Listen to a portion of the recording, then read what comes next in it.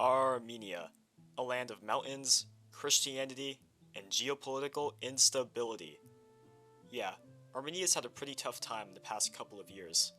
Just a few months ago, Azerbaijan invaded and ethnically cleansed over 100,000 Armenians from the Nagorno-Karabakh region. They are currently split between east and west and are under threat of yet another Azerbaijani invasion. But how did things in Armenia get to where they are now? Well, Armenia is the smallest country in the Caucasus, both in population and in size. Being relatively small compared to its neighbors, you'd expect the country to be on good terms with the nations around it to ensure its safety. But nope, Armenia is one of the most geopolitically isolated countries on Earth.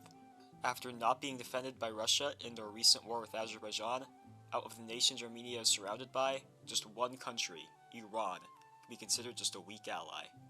This puts Armenia in arguably the worst geopolitical position of any nation in the world, being surrounded by countries that at least dislike them, and at the worst view them as a historical rival. But how did Armenia get into this position? Well, the answer starts with an S and ends with an N: the Soviet Union. The year is 1994.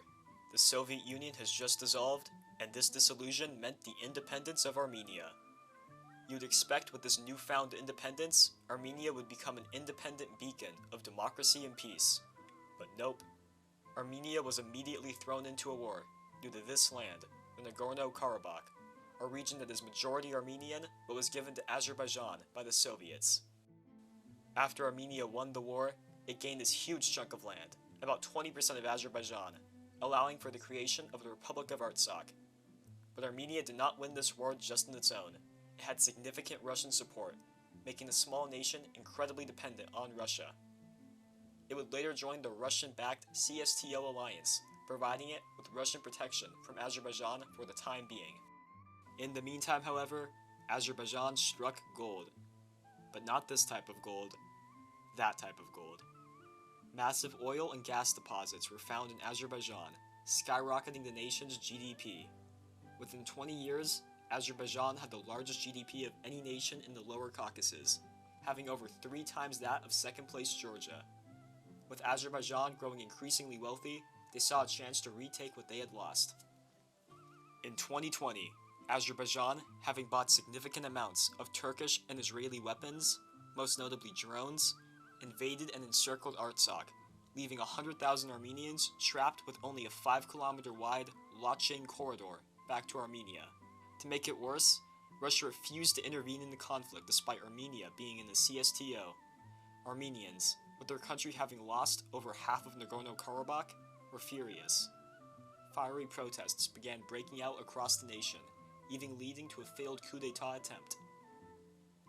So what would the geopolitical future of Armenia be after its most important ally is now preoccupied in Ukraine and has shown itself to be unable to defend Armenia? Well, it's left with 2 paths. It could seek greater integration with the West. It has had significant pro-EU protests after its recent loss in Nagorno-Karabakh, but it's unlikely Armenia will be joining anytime soon.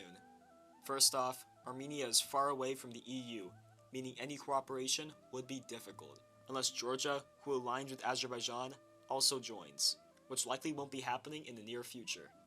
With European countries cutting off Russian gas and oil, many are becoming increasingly dependent on Azerbaijan. The EU even plans to double imports of natural gas by 2027, meaning as time goes on, the EU will be less and less inclined to support Armenia. Next, there is Iran. Iran has a massive Azeri minority, causing constant anxiety in the Iranian leadership that they may one day leave and try to join Azerbaijan. This gives Iran a desire to keep Azerbaijan weak, a desire Armenia also shares.